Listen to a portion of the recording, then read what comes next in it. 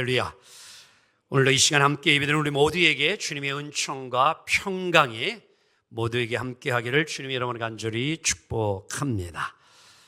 오늘 본문 말씀에 있듯이 하나님은 말씀으로 세상을 창조하시고 말씀하시기를 보시기에 심히 좋았더라. 하나님이 스스로 만족해 하시고 기뻐하시고 경탄해 하심을 보게 되어집니다.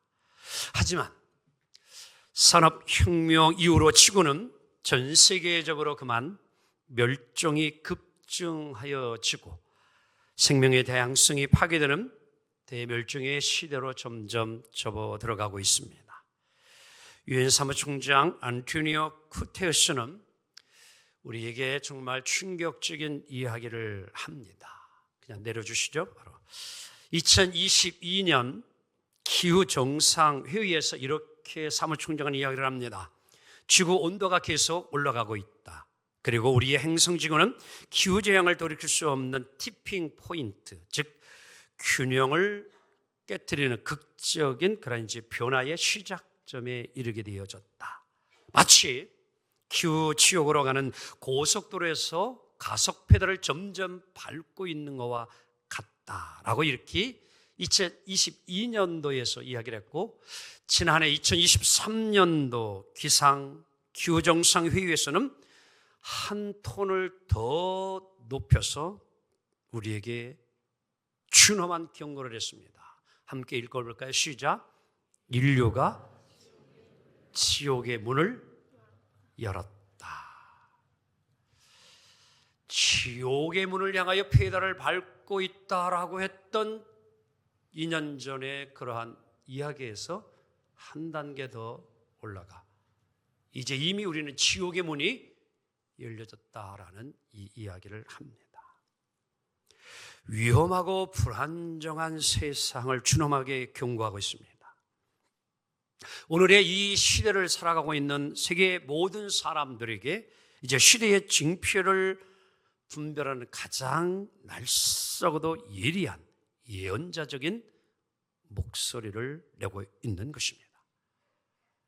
자, 오늘 우리는 환경선교 주의를 지키면서 우리 기독교 대한감리교회에서 동영상을 하나 좀 편집해 놓은 것이 있는데 함께 보고 은혜가 될 수 있기를 바랍니다.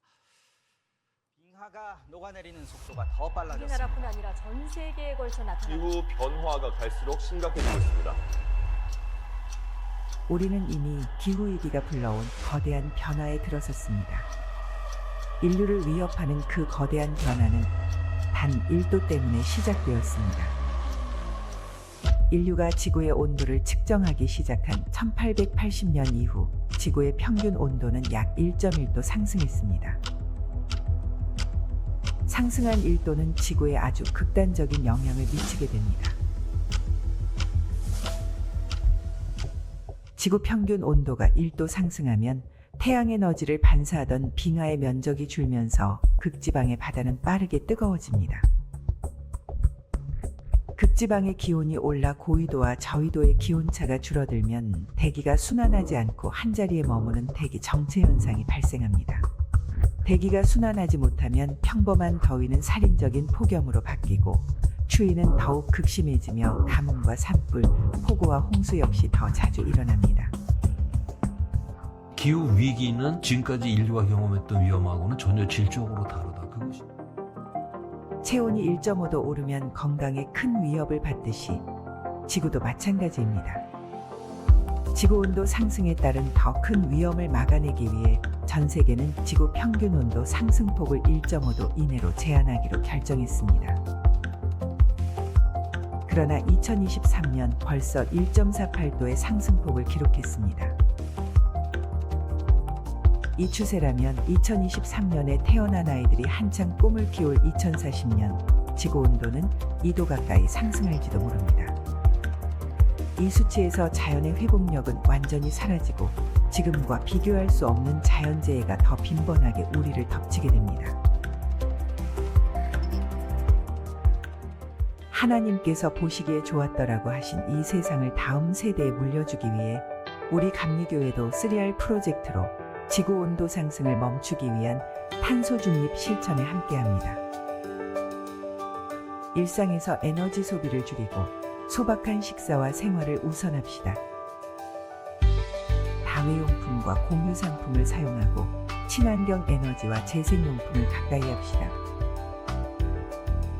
모든 생명을 존중하고 이들과 동행하며 창조 세계를 돌보는 길로 나아갑시다. 지금 바로 일상에서, 교회에서 하나님이 창조하신 세계를 회복시키기 위해 하나 되어 뜻을 모으는 감리교회가 되기를 소망합니다.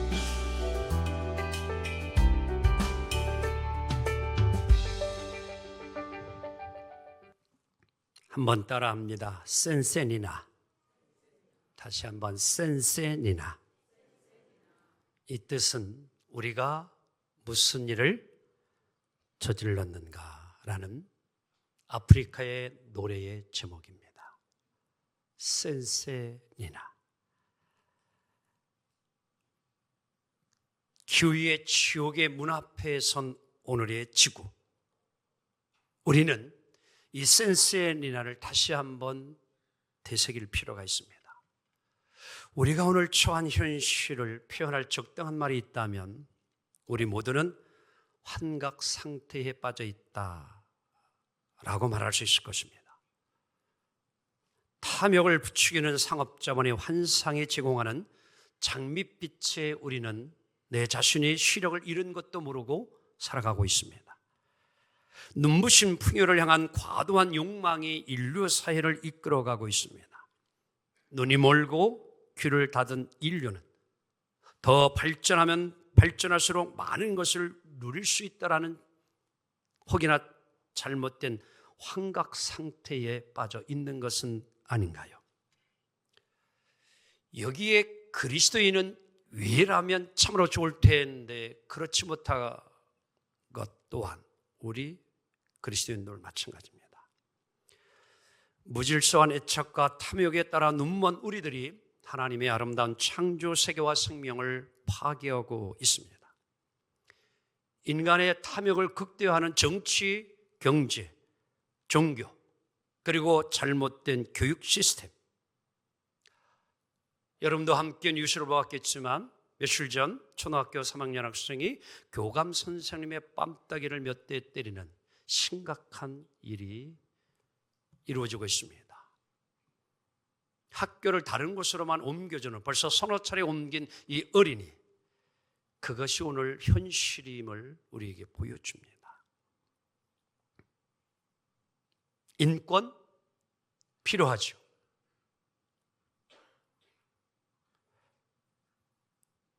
그저 뭔가 더 새로워지고 진보적인 것이면 다 좋은 것처럼 생각되어지는,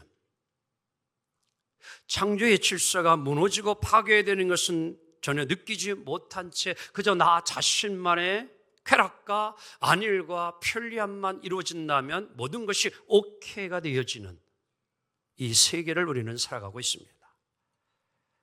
여러분, 과연 우리의 미래, 이러한 잘못된 환각된 현실에서 깨어나 생태적인 절망의 시대에 우리는 미래는 아름답다, 더 좋아질 수 있다라는 희망의 노래를 함께 부를 수 있을까요?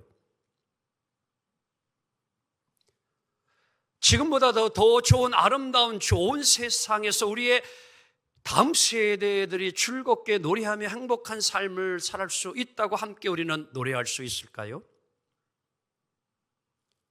오늘 예수님의 제자 사도 요한은 요한일서 3장 18절에서 이렇게 강력하게 우리에게 교훈을 주고 있습니다. 시작!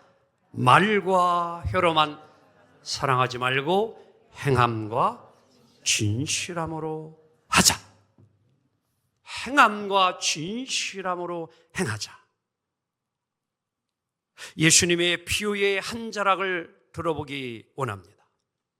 어느 날 한 율법 교사가 예수님을 찾아왔습니다. 선생님, 제가 무엇을 하여야 영원한 생명을 얻을 수 있사오리까?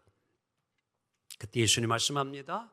율법 교사이기에 율법을 잘 알고 있음을 알고 율법에는 무엇이라고 기록되어 있으며 당신은 어떻게 그 율법을 읽었느냐?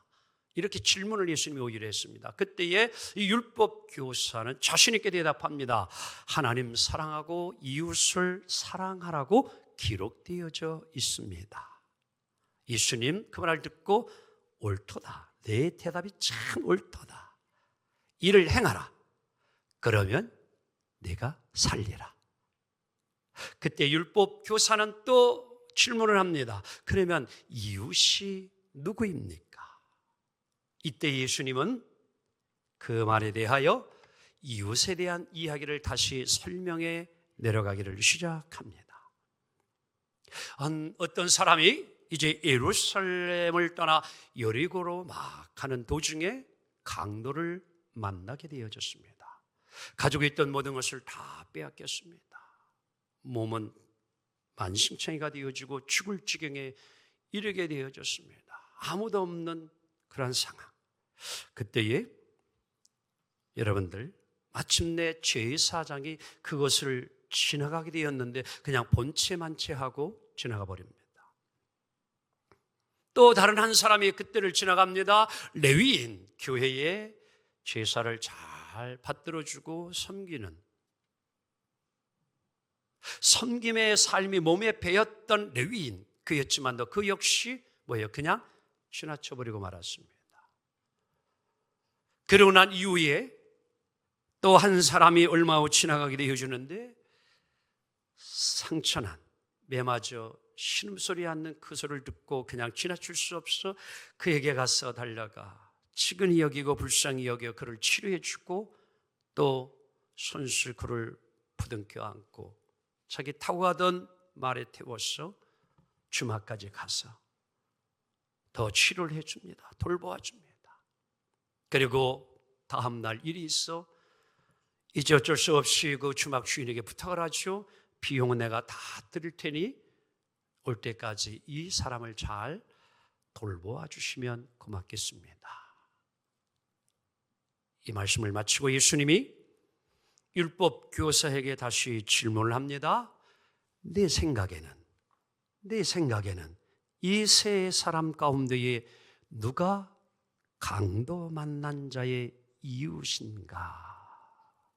누가 참 이웃인가? 그때 율법 교사가 대답합니다. 자비를, 사랑을 베풀어 준 자가 참된 이웃입니다. 예수님 마지막 이렇게 그에게 말씀합니다. 따라합니다. 너도 이와 같이 하라. 아멘. 너도 이처럼 살아라. 너도 이처럼 실천하며 살아라. 이 시대에 여러분 강도 만난 자는 누구일까요? 강도 만난 자처럼 목소리도 내지 못하고 방어력도 없이 죽게 된 이들은 누구일까요? 우리는 이 질문에 응답하기 위하여서 우리의 이웃의 개념을 조금 더 확대해서 생각해 볼 이유가 있습니다. 우리는 흔히 이웃을 이야기할 때에 사람을 주로 생각할 적이 많습니다. 그죠? 이웃하면 내 이웃 사람, 더불어 함께 살고 있는 사람들. 이것을 우리는 흔히 이웃이라 이렇게만 한정 지을 적이 많이 있습니다. 오늘 예수님 당시에 유대인들은 사마리아 사람들은 사람 취급조차도 하지 않았습니다. 사람 취급받지도 않는 사마리아인이 그 당시에 가장 인정과 존경을 받았던 제사장, 오늘날 목회자, 그리고 오늘날 교회에서 섬김을 잘 이루어가는 어떻게 보면 교회의 임원 직분자들, 그들은 다 외면했습니다. 누구를 강도 만난 자를 다 모른 채 했습니다. 그런데 오늘 사람 취급도 받지 아니하는 사마리아 사람은 이웃의 강도 만난 자의 진정한 선한 이웃이 되어지고 그를 돌보아주고 사랑을 베풀어 주었습니다. 오늘 이제 우리는 여기서 우리는 이웃을 사람에게 국한하지 말고 이제 이 인종을 뛰어넘어 그 울타리를 뛰어넘어 이제 우리의 이웃을 피조물까지 확대해서 좀 오늘 생각해 보고 싶은 것입니다. 우리 하나님은 창세기 1장 2장에 보게 되어지면 첫째 날부터 여섯째 날까지 하늘과 땅과 바다, 그리고 하늘의 별, 해와 달과 별, 그리고 땅의 동물과 식물, 그리고 바다의 물고기를 다 만드시고 마지막 날 하나님의 형상을 담은 인간을 만드시고 그때그때마다 자고 일어나고 자고 일어났을 때마다 함께 따라합니다. 보기에 심히 좋았더라. 아멘. 사람만이 아니라 모든 피조물들을 향하여 하나님 보기에 좋았더라 이렇게 이야기합니다. 모든 창조물, 피조물, 해와 달과 별, 동물과 식물, 모든 것 생물까지도 하나님 보시기에 모두가 좋았더라. 그들도 이웃이라고 설명하고 있습니다.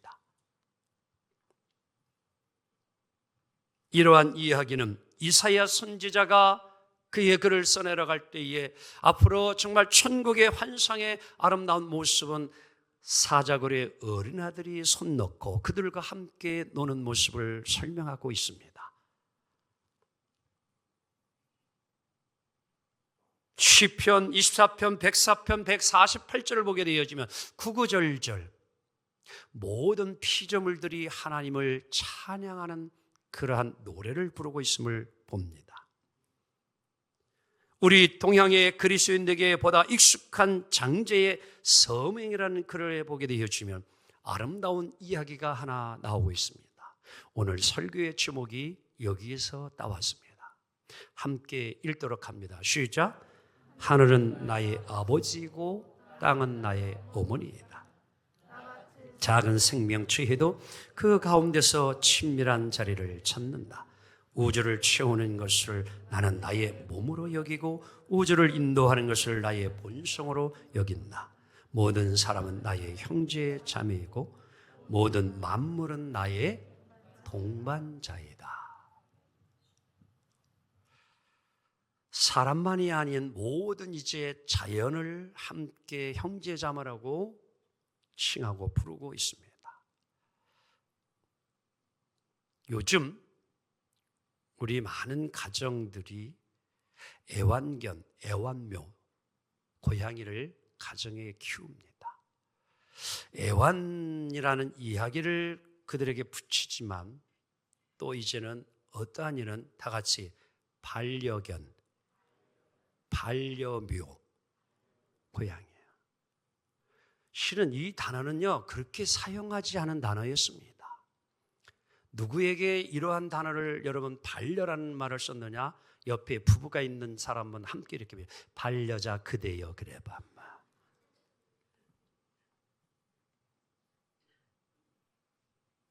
주로 우리가 반려라는 말을 쓸 때에는 사랑하는 남편과 아내에게 평생을 함께 살아갈 반려자라는 표현을 했던 거예요. 그런데 이제는 고양이와 개가 평생을 함께 살아갈 동반자, 반려자라고까지도 이제 칭하고 그들을 사랑하고 아껴주고 장례식까지 치루어주고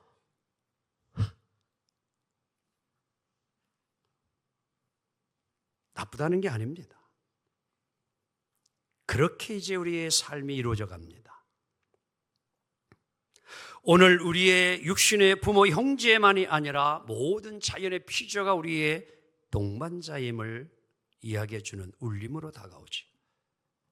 과연 이 장제의 서명만이 그러한 이야기를 하고 있을까요? 성경을 한번 직접 가볼까요? 사도 바울은 로마서 1장 20절에서 이러한 말을 하고 있습니다. 시작. 창세로부터 그의 보이지 아니하는 것들고 그의 영원하신 능력과 신성이 그가 만드신 만물에 분명히 보여 알려져 나니. 어디에? 자연 속에, 식물 속에, 여러분들 피조물 속에 하나님의 능력과 하나님의 신성 또한 그것을 통해서도 우리는 깨달을 수 있음을 바울은 이미 이야기해 주고 있습니다. 한번 옆 사람을 오랫동안 바라보세요. 한번 따라할까요? 오래 보아야 아름다움이 보여진다. 오래 보아야 이쁜 게 보여진다. 그래요. 우리가 그냥 너무 바쁘다는 세월 속에서 스쳐 지나가기 때문에 여러분들 그 꽃 하나, 식물 하나 속에서 진리를 발견하지 못하는 거예요. 깊이 오래 바라보면 모든 생명체 속에서는 오늘 바울이 고백했듯이 하나님의 신성을 느낄 수가 있고 하나님의 능력을 깨달을 수 있다라고 고백을 하는 겁니다. 그러나 오늘 이런 모든 것들이 강도를 만난 자가 있듯이 잘못된 인간의 그러한 생각으로 오늘 자연 모든 식물들이 강도를 당한 상황에 처했다는 거예요. 마치 파괴되어지는 산림, 독성 물질로 오염되어지는 바다, 그리고 멸종을 눈앞에 두고 있는 많은 생명체들이 마치 강도 만났습니다. 누구에게? 인간이라는 강도들에게 오늘 자연들이 강도를 만나서 신음하고 고통하고 이상 아픔 속에 있다라는 사실이지요. 사랑하는 성도 여러분, 피조 세계를 파괴하는 것은 우리의 이웃과 형제 자매를 괴롭히는 것만이 아니라 오늘 우리 스스로를 자해하는, 자연이 오늘 우리에게 주는 귀하고 아름다운 것들을 우리가 스스로 빼앗김을 당하는 이 결과가 올 수 있다고 하는 것입니다. 오늘 여러분의 눈에는 신음하는 피조물이 보이십니까? 보이지 아니합니까? 그냥 강도 만난 자가 보이지 아니하여 지나갔던 제사장과 그리고 레위인의 모습이 오늘 나의 모습은 아닐까? 자연의 신음하는 소리는 전혀 들려지지 아니하고 아파하는 소리는 보이지 아니하는 이러한 제사장과 그리고 레위의 모습이 오늘 나의 모습은 아닌가? 사랑하는 성도 여러분, 이제 우리는 피조물의 이웃이 되어주는 삶이 필요합니다. 말과 혀로만 사랑하자, 그것이 아닌 행함으로 우리는 진정한 삶을 보여줘야 합니다. 어떻게? 두 가지 제안을 합니다. 첫째는 나무를 심어야 합니다. 다 같이 나무를 심자. 다음은 변화의 요구에 행함이 따라와야 합니다. 그림 하나를 보여드리도록 합니다. 은총의 숲입니다. 16년 전 2008년부터 기독교 환경운동연대와 한국교회 환경연구소는 몽골이라고 하는 곳에 숲 사업을 시작했습니다. 창조세계 온전성을 회복하기 위하여 한국교회가 몽골의 사막에 오늘 저렇게 지금 일을 행하고 있는 것입니다. 살림을 조성하는 은총의 숲 사업을 이루고 있는 것입니다. 현재 이곳에는 비술나무, 포플러, 짝, 사와 비타민 나무 등 25,000여 그루의 나무가 잘 자라나고 있습니다. 전에 있던 안산에 함께 가까이 지는 선배, 그런 이제 목사님의 딸이 이 서울대 이 지리 이쪽에 조로하라고 이곳에 가서 귀한 일을 이루고 있고, 참 본받을 만한 것은 제 친구 목사, 서울의 전동교회 동대문에 있습니다. 거기에서는 여러분들 이 몽골에 지금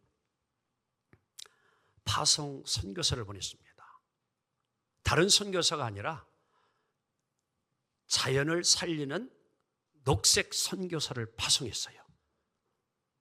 영혼을 살리는 이것도 중요하지만 자연을 살리기 위한 그러한 일에 교회에서는 그러한 선교사까지도 선교사를 파송해서 생명을 살리는 일, 즉 자연을 살리는 것은 곧 인류를, 인간을 살리는 일이라 해서 그러한 선교사도 파송하고 있는 것이 참 부럽습니다.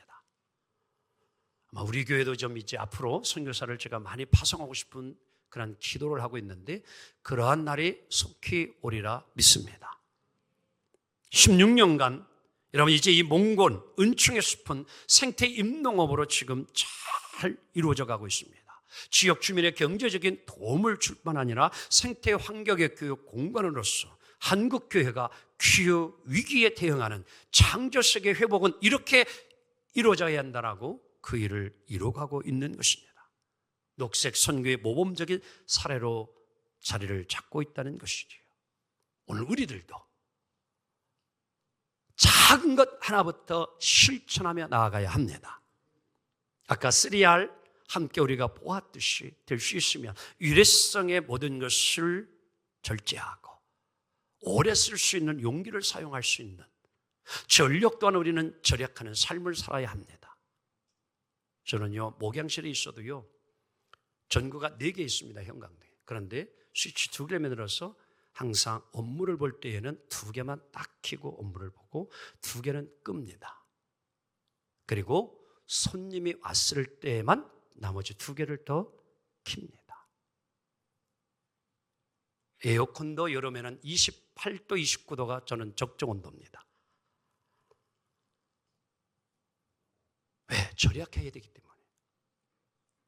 얼마 전 신문을 읽으면서 놀란 것은 이제 AI 시대가 되어지면서 전력은 지금보다도 여러분들 놀라운 것이 현재의 여러분들 전력 소비량보다 AI를 앞으로 계속 모든 것이 사용되어 있기 때문에 10배의 전력이 더 필요하다라고 보도가 되어졌습니다. 엄청난 전력이 필요하다는 거예요. 이 전력을 만드는 것은 쉽지 않은 일입니다. 자연 에너지가 아닌, 그것이 거의 오늘 우리가 쓰고 있는 에너지인데 우리는 정말 때로는 전구 하나라도 잘 절약하는 습관을 길러야 합니다. 행하여야 하는 것이 중요해요. 아는 것으로 그치는 것이 아니라 행하는 게 중요합니다. 이게 필요한 거예요. 2번째, 그래서 생태적인 희망은 어디에 있느냐?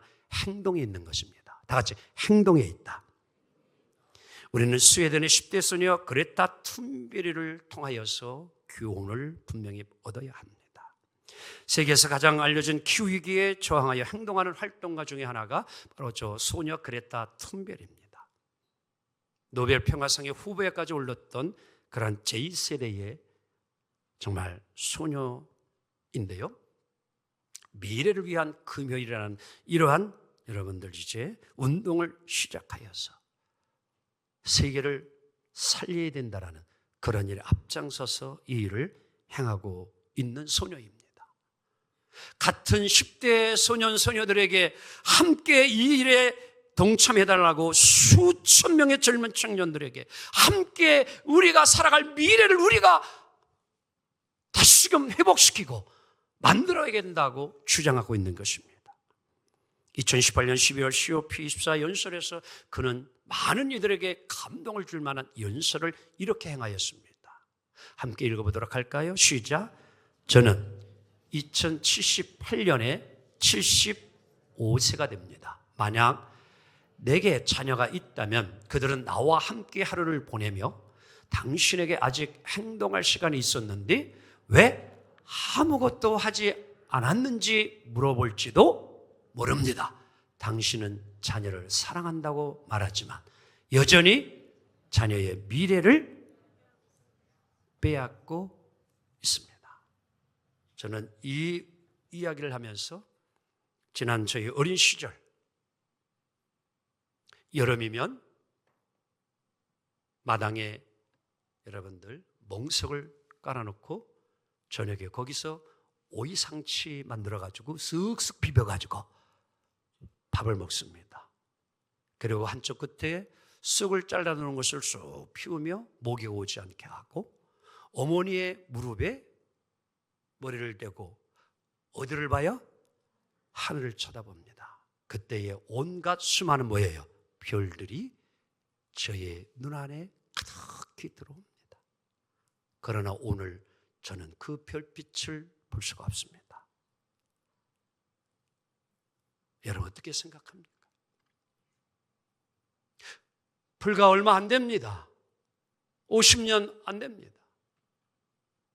그 별들을 지금 제가 있는 환경 속에서는 그 아름다움이 사라져버렸습니다. 깊은 강원도 골짜기나 가야 이 모습을 보게 되었지는 오늘의 현실을 우리는 살아갑니다. 이제 우리는 정말 우리의 후손들이 할아버지 할머니가 이렇게 아름다운 자연을 물려줘 오늘 우리는 이렇게 행복해 살아간다는 그 말을 들어야 하지 않을까요? 시인 오스카 햄머스트라이는 산악이라는 시를 써가면서 이렇게 우리에게 귀한 교훈을 하나 주고 있습니다. 잘 보이지 않을 것 같지만 한번 시인이 되어서 우리도 한번 읊어보도록 합니다. 시작. 종은 누가 그걸 울리기 전에는 종이 아니다. 노래는 누가 그걸 부르기 전에는 노래가 아니다.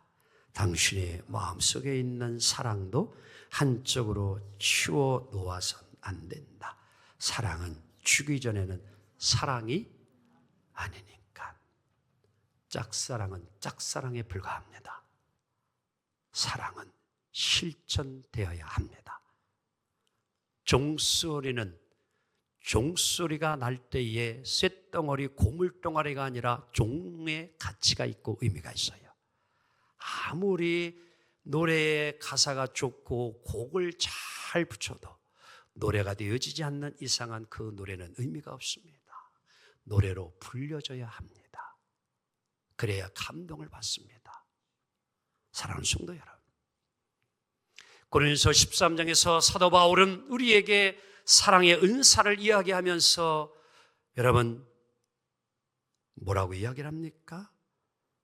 행함과 진실함으로 실천되지 않는 사랑은 소리나는 구리와 울리는 꽹과리에 불과하다고 말합니다. 사랑은 말과 혀가 아닌 진실한 손과 발을 통해서 이루어질 때 그 사랑이 참된 사랑이 됨을 믿습니다.